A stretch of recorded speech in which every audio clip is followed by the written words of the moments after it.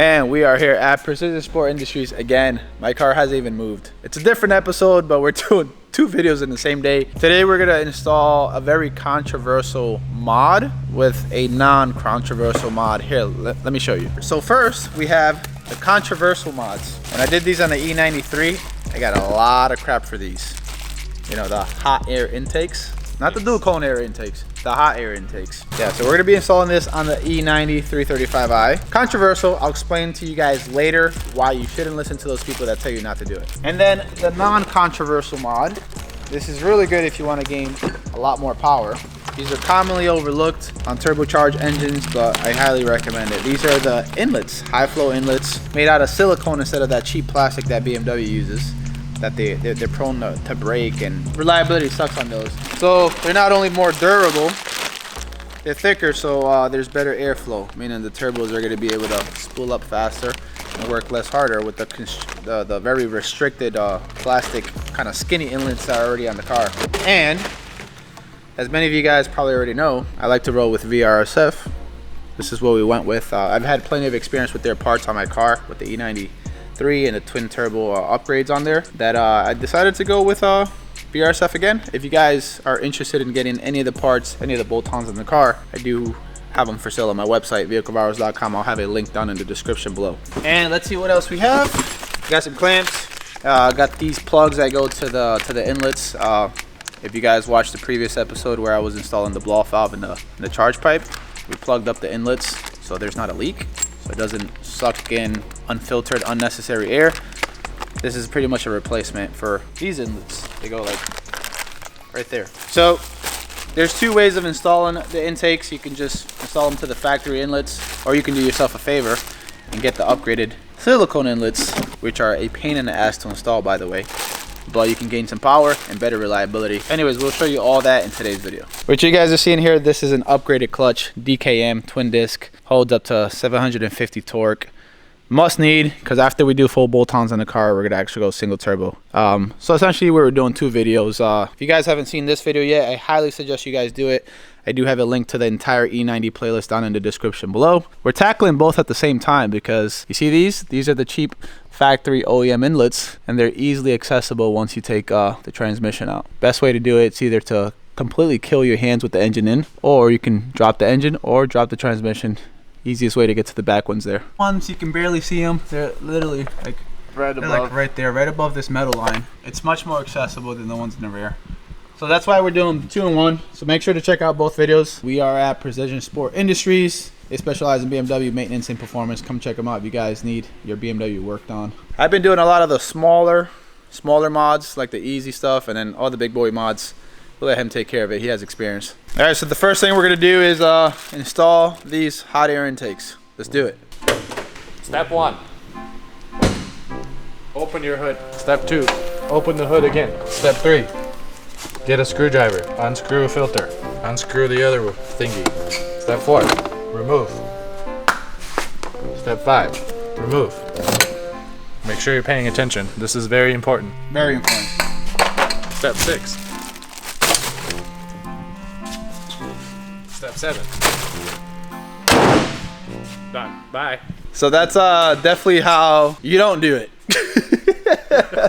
Anyways, in all seriousness, if you're not looking to upgrade the factory inlet to your car, you just want to add these, which are pretty affordable and pretty high quality. They look very nice. It's very easy. You use the clamps that it includes, you put it onto the inlet, tighten it, pretty simple. 15-minute DIY, probably less, and that's it. And they're gonna sit like right here. This one's gonna be like this, and this one's gonna be like that. Well, it doesn't have the thing on it. But yeah, this one doesn't have the clamp on it, but so you see? It will look somewhat like it would look something like that. Obviously, you would put the clamp here so I can hold it into place. That's what's gonna look like. It's gonna make the car sound very good. You get more turbo noises. It just sounds really good. And then you have the intake here. This is gonna funnel in. Well, I don't know why I haven't removed these yet, but these are intake scoops. It's gonna bring air up this way, through this way, and cool the air to the intakes for you guys that are so worried about the heat inside of the engine. This is funneling air to this side. I used these intakes on the E93 for 2 years. Lots of dyno sessions, lots of pulls, upgraded twin turbos, 550 wheel horsepower, and never once experienced any extreme heat soak. And they don't reduce power. If anything, they increase power, believe it or not. And like I said, they sound very good, especially when you combine them with, let's say, a tile blow-off valve, a straight pipe system from VRSF as well. And just the combination of sounds just makes the car sound so good. Don't be an idiot and remove this, because if you remove this, then it turns into a hot air intake. Just saying. This is what keeps the air from flowing in directly into the intakes. Exactly. So if you remove that, then yes, it does turn into a hot air intake. Yeah. You know, there's a lot of people. The minute you install these, you'll get hate from people saying that these don't work at all. They're trash. Keep the OEM box. But the OEM ones are pretty restrictive. These can suck in a lot more air, which more air means like more combustion, which is more power. Yes. Plus, think about it for a second, guys. You see this big boy intercooler? This thick THICC intercooler? It's going to suck in that hot air, and it's going to be cooled by the intercooler. Which then the turbos are going to take that air and make it hot as shit anyways. Yeah, which comes out of the straight pipe exhaust. Exactly. Yes. You got a big boy intercooler like this one, 7.5-inch stepped race VRSF intercooler. You don't have to worry about that. Alright? Link in the description for those intakes. Where the hell did Ali go? Good, where you at? What the?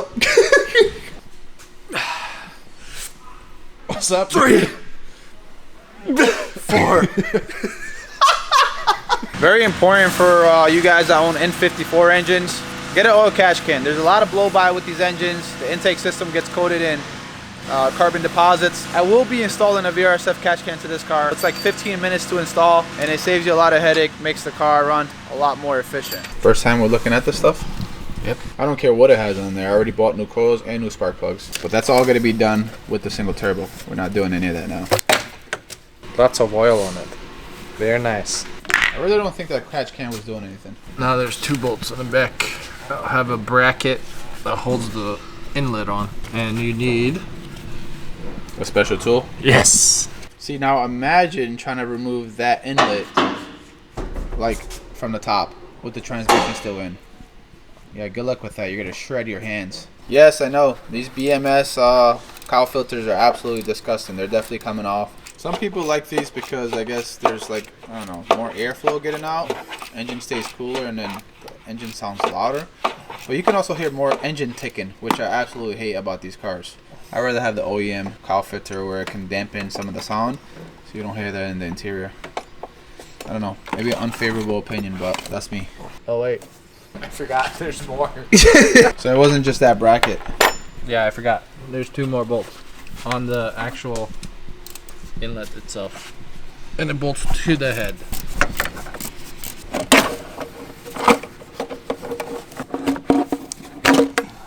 Wow. So, for those of you guys that haven't seen these out of the engine, this is what the factory inlets look like. Cheap, plastic, and restrictive. And here is a comparison side by side, guys. See this? See how skinny it gets on the sides? Very, very skinny. This one's pretty much consistent all the way around. And of course, it's silicone, so it's gonna be a lot more durable. Remember all the blow by I was telling you guys about? You see all the oil residue in there?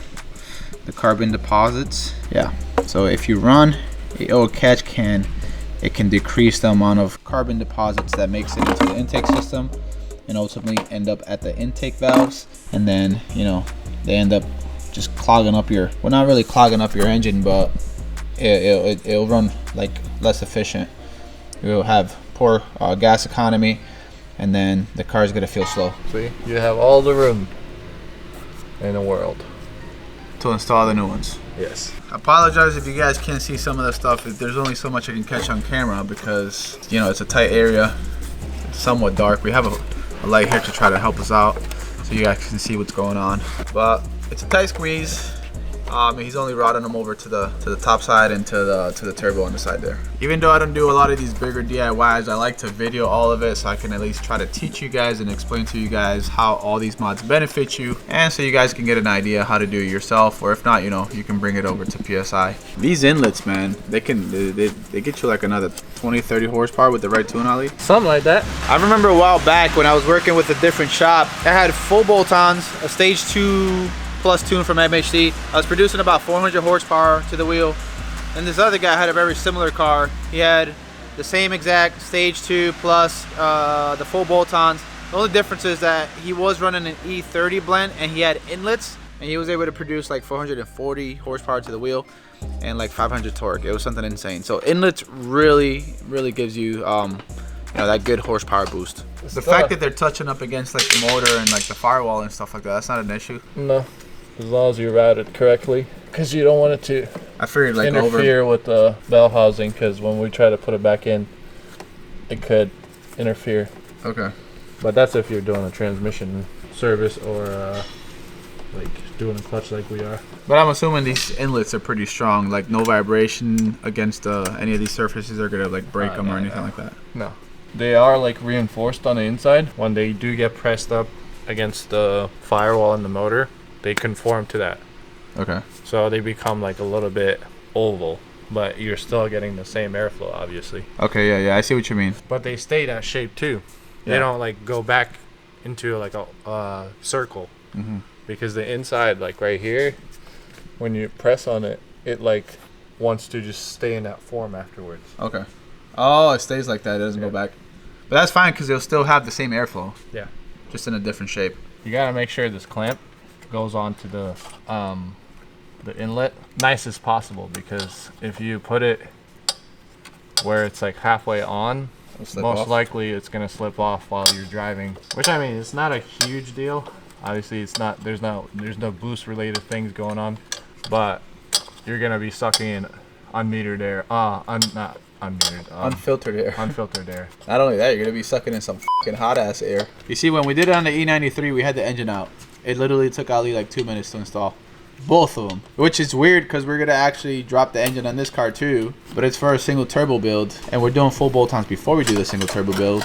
Just want to give you guys a little bit of options. For those of you guys that are new here, want to give you guys a budget route to get some power on your N54. And then for those of you guys that got deeper pockets, we're doing a single turbo build. Clamp is straight, and it's on there pretty good. It don't move. We got room for the bell housing, the outline of the bell housing, so we can put the trans pretty easy.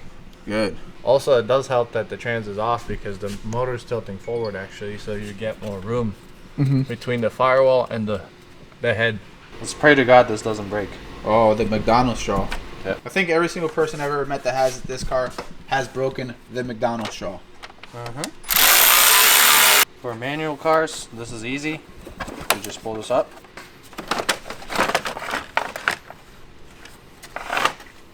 So you wouldn't be able to do that with an automatic trans? Automatic transmissions have, there's a trans cooler that's attached to this, so you have to take that off before you just pull the whole thing out. There's the other inlet, guys. There's the inlet. It's got the same 2 bolts, 1, 2.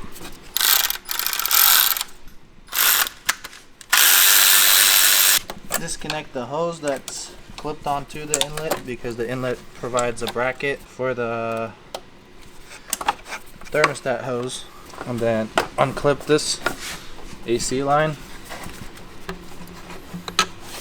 And we're going to take extreme measures on this one. I should have guessed that.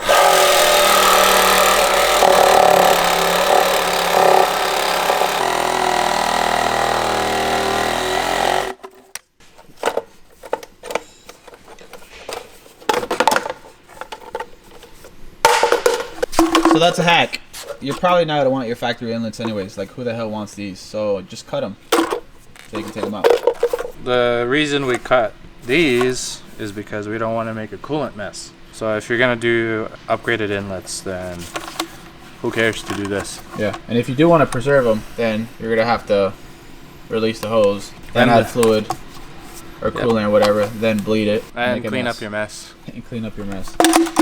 Yeah. And also the rear inlet, when you do take it out, you also have to cut it. If the motor is in and everything is in, no matter what, you have to cut that one. You have to cut it to get it out, yeah. So we just did it with the front because it's easier. So there is one thing I want to explain to you guys. When you're going to buy these inlets, there's 2 options on my website and wherever you buy them at. There's the 1.75 inch outlet, which is factory size for the turbos. But if you ever decide to upgrade your turbos to, let's say, pure stage 2 high flows like I had on the E93, you know, you got to get the 2-inch one, right? So you can get more airflow. But if you have the stock ones, and then you're going to buy a 2-inch one thinking you're going to get more power out of it, don't do it. It doesn't make any sense. Buy the 1.75 inch if you're not gonna upgrade your stock turbos. If you're gonna upgrade, then yes, 2-inch. So get the correct ones. Don't think that if you get the 2-inch one, you're gonna gain more power. Do you actually get people like that? Yeah. People Plus it won't fit. Yeah, it won't fit. It'll be a nightmare.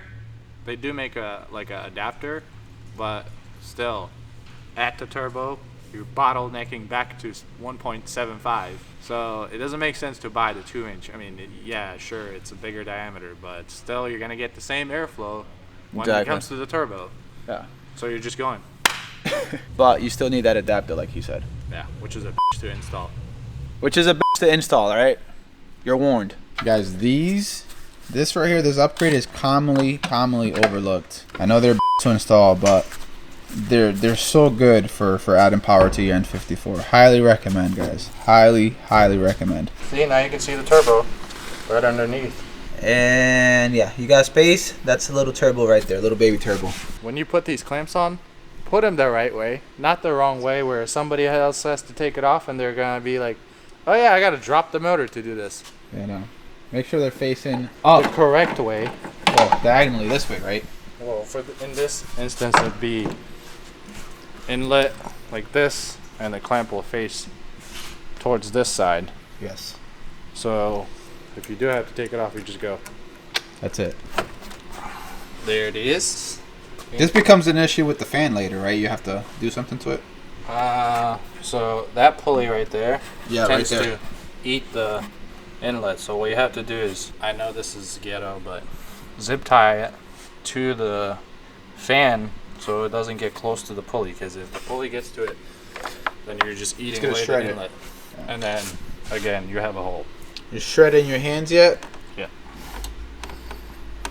But I got it though. I don't even know if you guys can see it, but you see the direction he put the clamp, the little bolt right there, the screw or whatever you want to call it. Yeah, he put it where it's actually accessible. He can just throw an extension there and tighten it up. So if you ever need to go there again, it's easily accessible. It's not on the opposite side.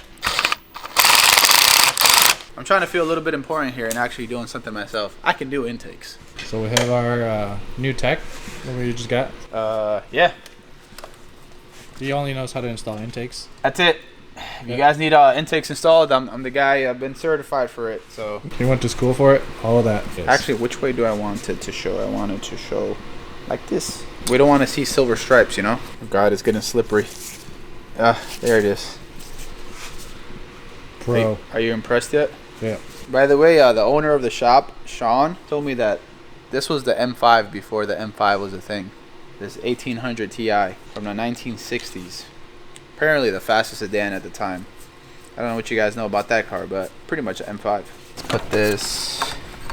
Wow, such a tight fit, man. All right, we got one more. Ooh, that's pretty. That is very pretty. Same concept as the one in the front. By the way, I'm gonna get, well, not really my own shop soon, but a private area for me to do videos. Stay tuned for that. Me and Ali are going to be making some videos in there. And it's a spot that you guys are probably very familiar with. So since, like he said, this is an M5, it's got a soft close feature as well.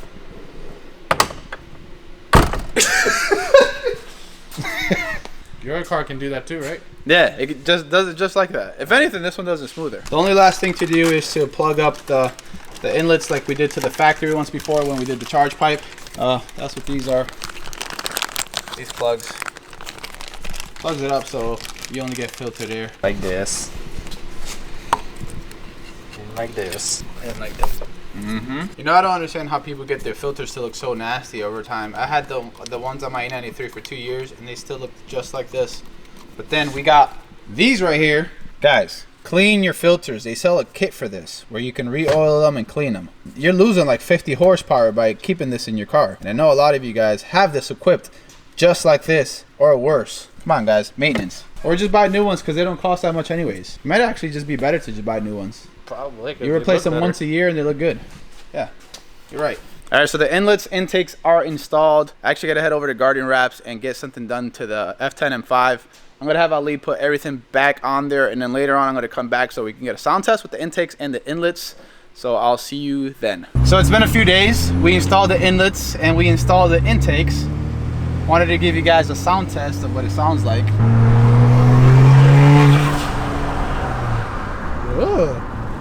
Ooh, yeah. You can definitely hear the intakes, that's for sure. Especially because it has like a cowl delete up front. You can really hear it. Let's see. You hear that sucking of the air? Yeah, sucking. Sucking. But you know, the thing is, I can't really push the car too much. Ali tells me I gotta break in the clutch for 500 miles. I can't really show you too much, but let's see if we can do second gear so I can push it a little bit more.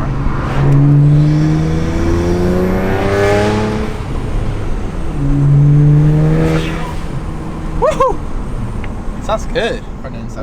We're getting into the rasp city a little bit well, the straight pipe, that's why we gotta add a resonator to it. We're about to get off the car so I can rev it stationary. You guys can hear what it sounds like from the engine bay, but so far, not bad.